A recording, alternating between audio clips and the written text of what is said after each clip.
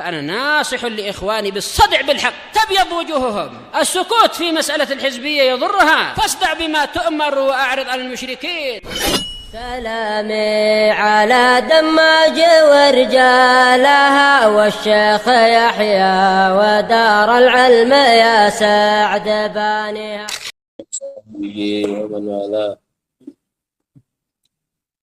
قال المؤلف رحمه الله تعالى: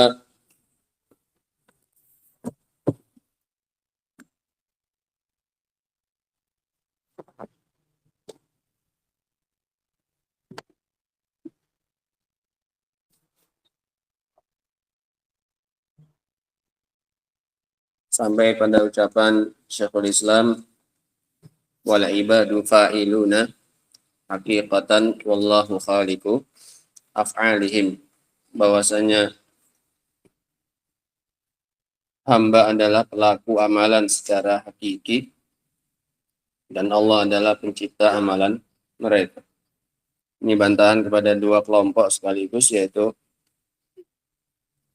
Al-Qadariyah dan Al-Jabriyah. Al-Jabriyah mengatakan bahwasanya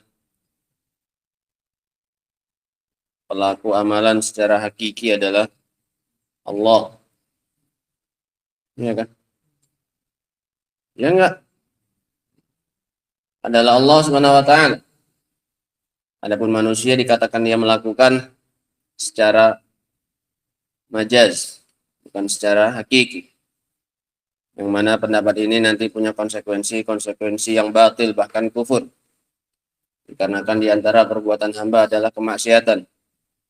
Konsekuensinya yang melakukan itu semua adalah waliyadzubillah Allah Subhanahu wa ta'ala.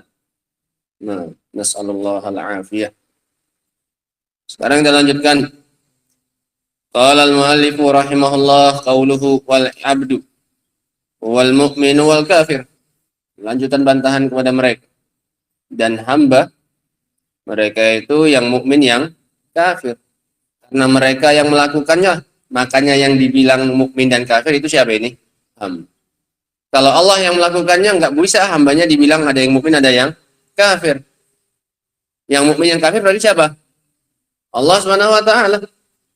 Kalau pakai kaidahnya siapa? Jabriyah. Bahwasanya pelaku amalan, pelaku perbuatan secara hakiki adalah Allah. Tapi dikarenakan hamba yang melakukan perbuatan secara hakiki, makanya hamba yang dikatakan ada yang mukmin, ada yang kafir. Wal barru wal fajir. Hamba yang disebut dengan hamba yang baik, ada hamba yang fajir. Disandarkan kepada mereka, karena memang mereka yang melakukan. Wal musalli was saim. Hamba itu yang dikatakan dia yang puasa, dia yang sholat. Kalau enggak gitu berarti yang sholat siapa? Allah Subhanahu wa ta'ala. Yang puasa siapa? Allah Subhanahu wa ta'ala. Karena mereka Allah yang melakukan secara hakiki. Nah, sampai sini ya. Ini lanjutan bantahan kepada mereka. Ya'ni, qala syarih, ya'ni annal wasfa bil iman wal kufr wal bir wal fujur was shalah was siyam wasfun lil abdi. Bahwasanya pensifatan dengan keimanan dan kekufuran, kebaikan dan kejahatan, sholat dan puasa, ini disifati dengannya siapa ini? Hamba. La li ghairihi. Ini bukan sifat milik orang lain selain manusia. Wa huwal mu'min wa huwal kafir. Manusia itu yang mukmin, manusia itu juga yang kafir.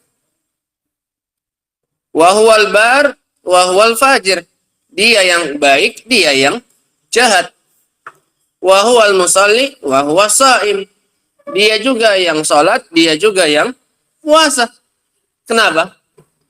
Karena yang melakukan siapa? Dia. Sehingga dia yang berhak mendapatkan sifat tersebut. Wa kadzalika huwal muzakki wa huwal hajj.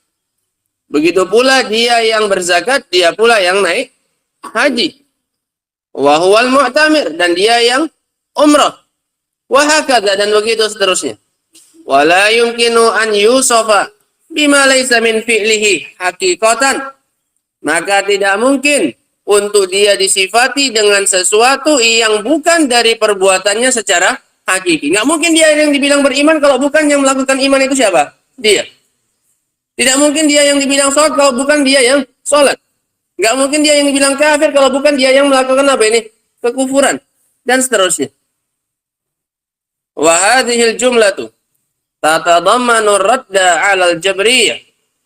Dan kalimat-kalimat ini mengandung bantahan terhadap Jabriyah. Tambahkan di situ yang mengatakan bahwasanya pelaku amalan secara hakiki adalah siapa? Adalah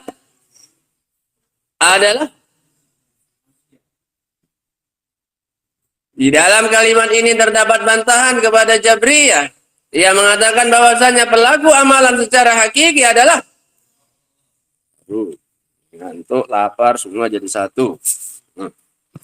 Segitu kan. Wal muradu, jangan asbun. Penting bunyi, asal bunyi, yang ada suaranya. Wal muradu bil ubudiyyati huna al ubudiyyatul ammah. Dan yang dimaksud dengan ubudiyah di sini adalah ubudiyah ammah. Yang dimaksud dengan ubudiyah di sini adalah ubudiyah ammah. Penghambaan hamba. Tadi kan disebutkan dalam matanya apa? Wal abdu. Dan hamba itu. Penghambaan yang dimaksud dalam kalimat beliau itu adalah penghambaan yang bersifat apa ini? Umum. Sehingga mencakup mukmin dan juga kafir. Hamba tidak mereka? Hamba. Tapi dengan jenis penghambaan yang apa ini? Umum. Adapun mukmin ini hamba Allah dengan penghambaan yang apa ini? Khusus. Memang benar-benar mereka lah yang menghambakan sejatinya kepada Allah Subhanahu wa taala. Orang kafir penghambaannya bersifat apa ini? Ubudiyahnya umum saja. Makanya ada yang disifati dengan kafir karena ubudiyahnya maksudnya ubudiyah secara umum. Li'anna al-ubudiyyata naw'an. Faedah.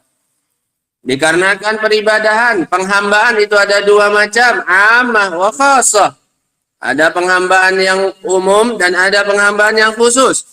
Fal ammah hiyal khudu'u li amrillahil kauni. Pengertiannya. Penghambaan yang umum adalah ketundukan kepada perintah Allah secara kauni. Allah punya dua perintah. Perintah secara kauni dan perintah secara apa? Syar'i. Allah bilang sakit. Sakit nggak hambanya itu? Sakit. Perintah apa ini? Kauni. Bukan perintah apa? Syar'i. Ini masuk nggak padanya orang kafir?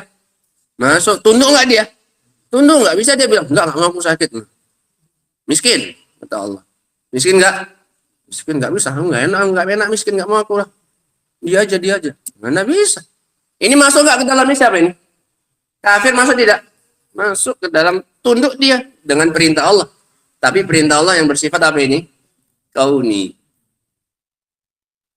Kaqaulihi ta'ala, seperti firman Allah Ta'ala, wa in kullu man fis samawati wal ard.